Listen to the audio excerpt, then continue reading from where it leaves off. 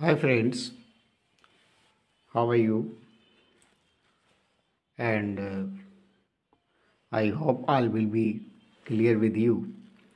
And today's video lecture I will discuss about syntax part.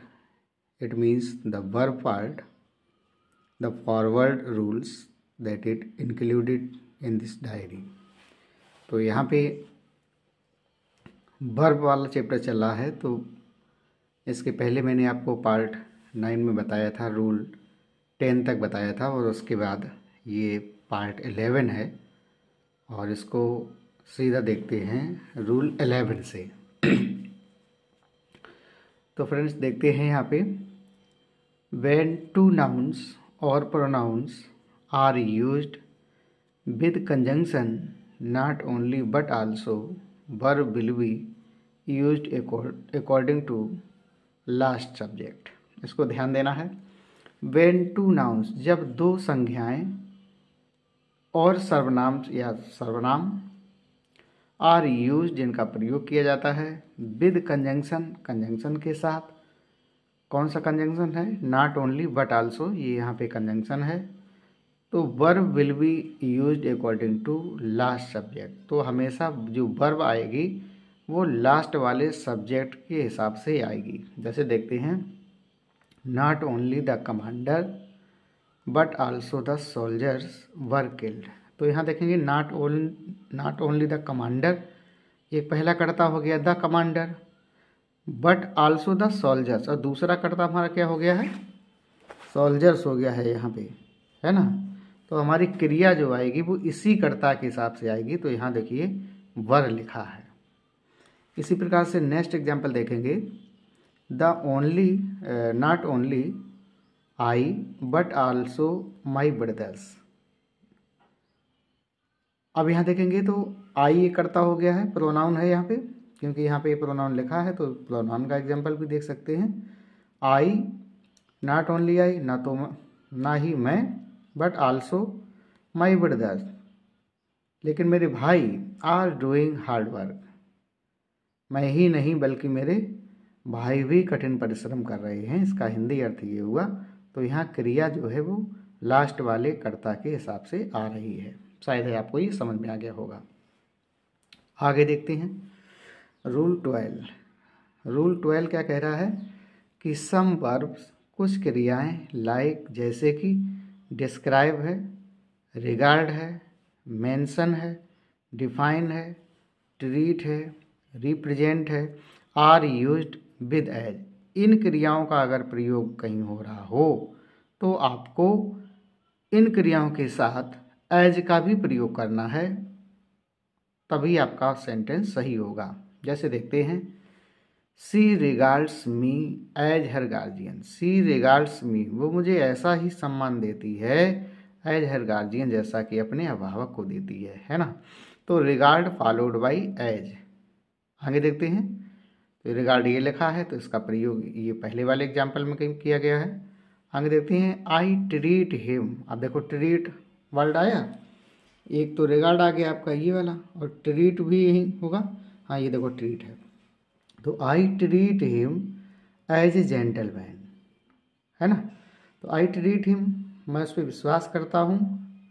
I treat him as a gentleman, जब जैसे कि वो बहुत सज्जन व्यक्ति हो, सज्जन व्यक्ति के भांति मैं उस पर विश्वास करता हूँ।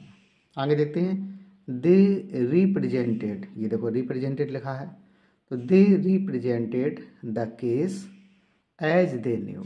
दे रिप्रेजेंटेड, उन्होंने दर्शाया, द केस, उस केस को, एज दे न्यू, जैसा कि वो जानते थे। जिस घटना के बारे में वो जानते थे उन्होंने वैसा ही बताया।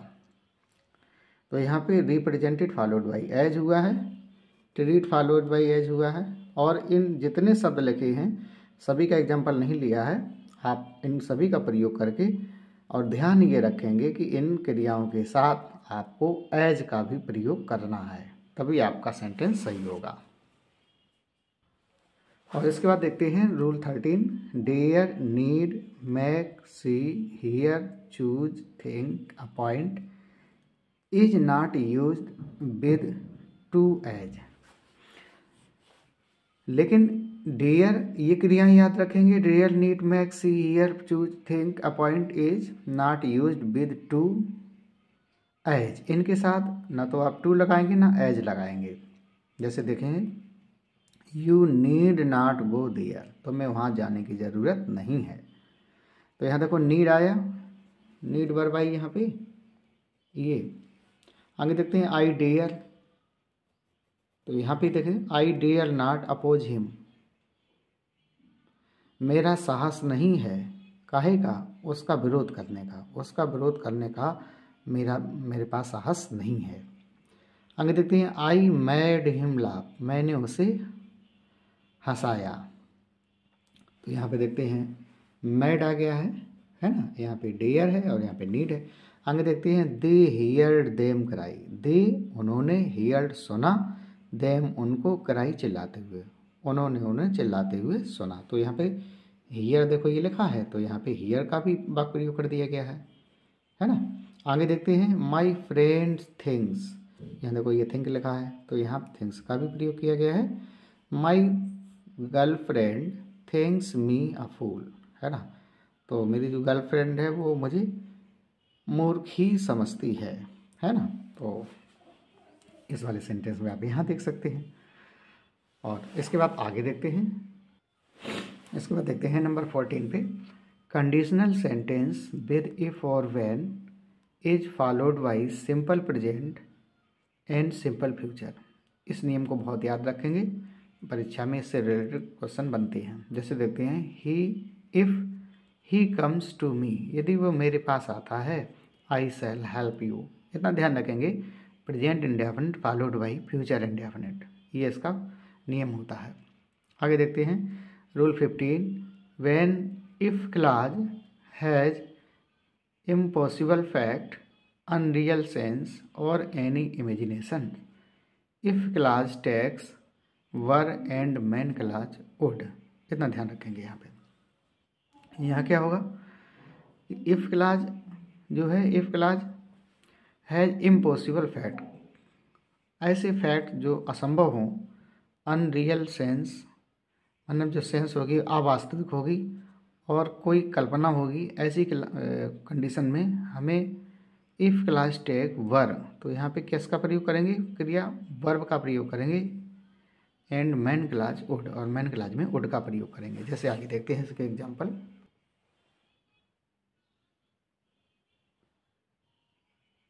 देखते हैं, if I were a bird I would fly, यदि मैं पक्षी होता, तो ये तो अनरियल इमेजिनेशन है, आई वुड फ्लाई, तो वर का प्रयोग किया और फॉलोड बाय वुड हुआ। आगे देखते हैं, if my house were near school, यदि मेरा घर इस स्कूल के पास होता, I would always be in time, तो मैं हमेशा स्कूल सही समय में पहुंचता। और रूल 16 देखते हैं, when if clause is in past perfect, principal clause accept would have plus third form. इसको देखते हैं, यदि हमारी इफ क्लॉज है वो पास्ट परफेक्ट फॉलो कर रही है, तो हमें principal clause would have plus third form के साथ देनी है। जैसे देखते हैं, if he had come to me, यदि वह मेरे पास आया होता, I would have help him, तो मैं उसकी मदद अवश्य करता। और इसके बाद देखते हैं रूल 17। तो रूल 17 क्या कहता है, रूल 17 में देखेंगे, if principal clause is in present tense और future tense, subordinate clause may be in any tense.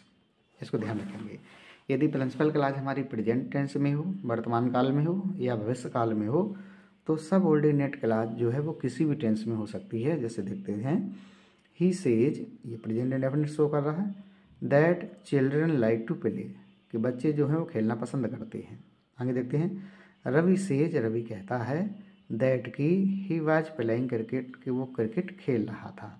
आगे देखते हैं, यहाँ फ्यूचर का भी लिया गया है, मोहन विल से, मोहन कहेगा, दैट कि his sister is a doctor, कि उसकी जो बहन है वो चिकित्सक है या डॉक्टर है ना। तो आप देख रहे हैं कि यहाँ प्रेजेंट टेंस, यहाँ प्रेजेंट टेंस, यहाँ फ्यूचर टेंस है, तो आगे आने वाला जो सबऑर्डिनेट क्लॉज है वो किसी भी टेंस में आ सकती है। इसके बाद रूल 18 देखते हैं। ये principal clause is in past tense, यदि हमारी प्रिंसिपल क्लॉज पास्ट टेंस में है तो subordinate clause should be in past tense.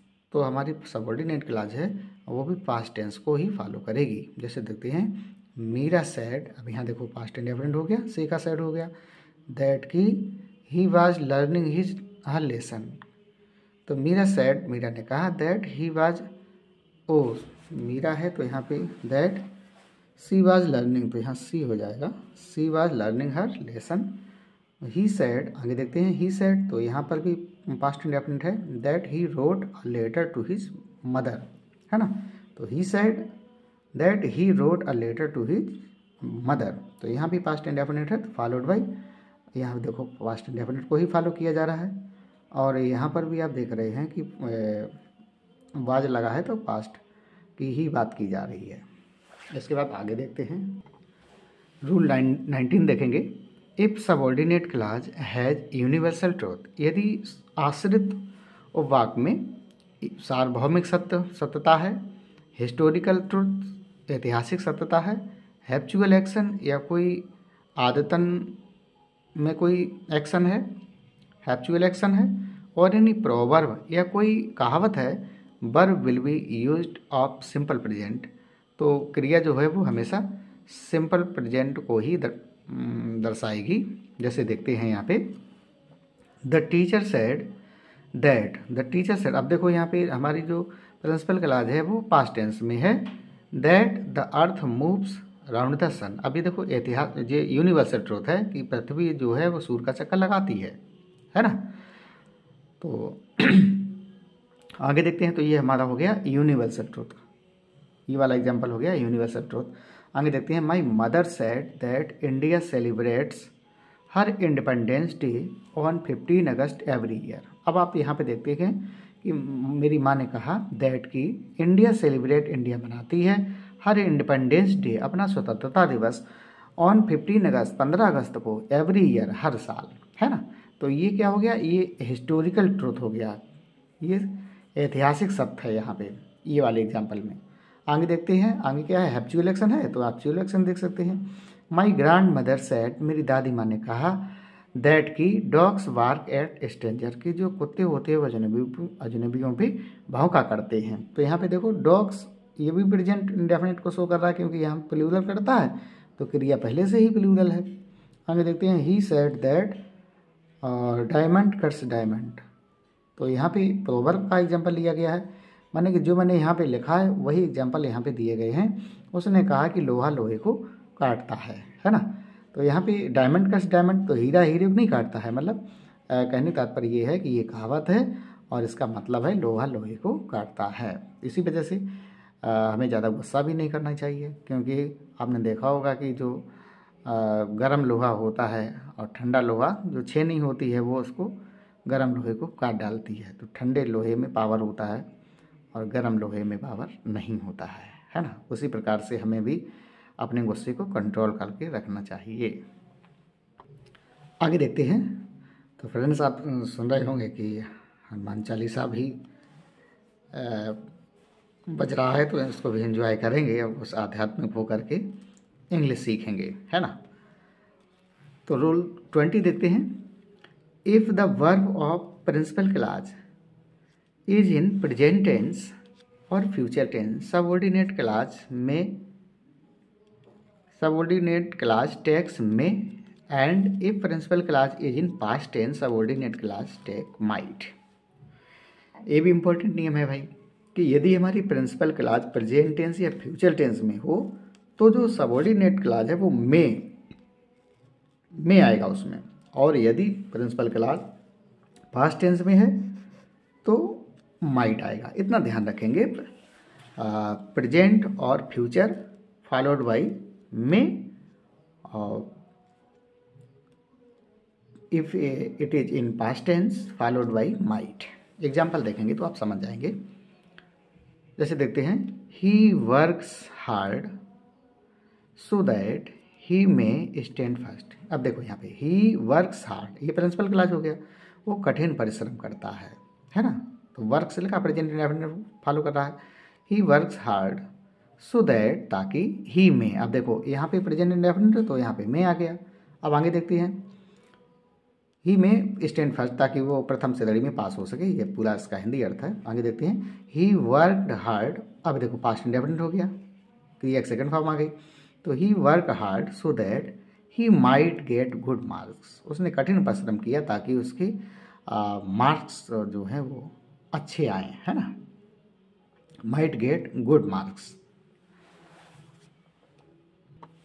इसके बाद देखते हैं rule 21, when shall is used with second person और third person it reveals command, promise, threat and determination. इतना ध्यान रखेंगे कि फ्यूचर इंडेफिनिट में आई वी के साथ शैल आता है, बाकी जितने कर्ता होते हैं उन सभी के साथ विल आता है।